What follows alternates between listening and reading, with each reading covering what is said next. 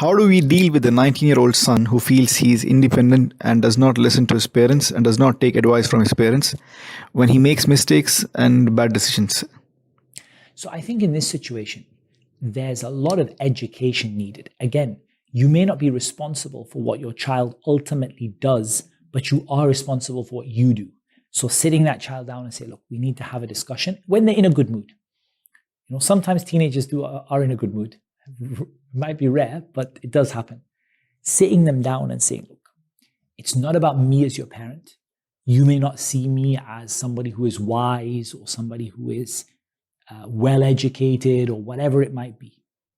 But Allah has made certain things obligatory upon you. And one of the things that Allah has made obligatory upon you is being obedient to your parents. As long as they tell you to do what is permissible, they're not telling you to do something which is haram or something which is extremely harmful for you.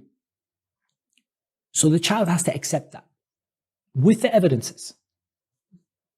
The child has to accept that the parent has that right over them.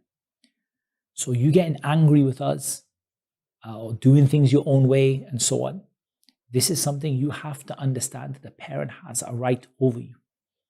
And that right is huge.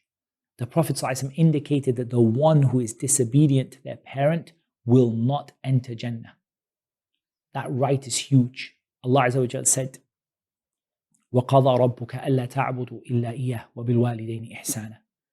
Your Lord has decreed that you worship none but Him and you are dutiful to your parents. So ultimately, this is not a one-sided street. It's not about the fact that the parent is just going to tell you, you must listen to everything I say.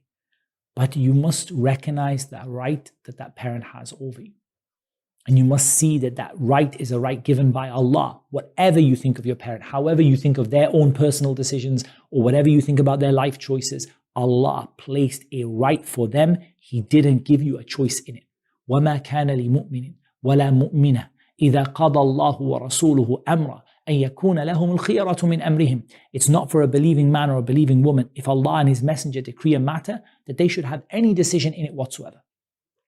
So that when the child recognizes, if they say, I don't believe it, it's not true, no, you have to answer those issues. If they bring confusion and misconceptions, like, look, I would listen to you, but you make bad decisions. I would listen to you, but you messed your own life up. Or I would listen to you, but you're hardly the perfect example. Then these things need to be answered. They need to be answered with knowledge, not with anger. Like, look, whatever you may think of the decisions I made, if I tell you to do something and that is not haram, then ultimately Allah has given that right. And you need to respect it. And you need to listen to it.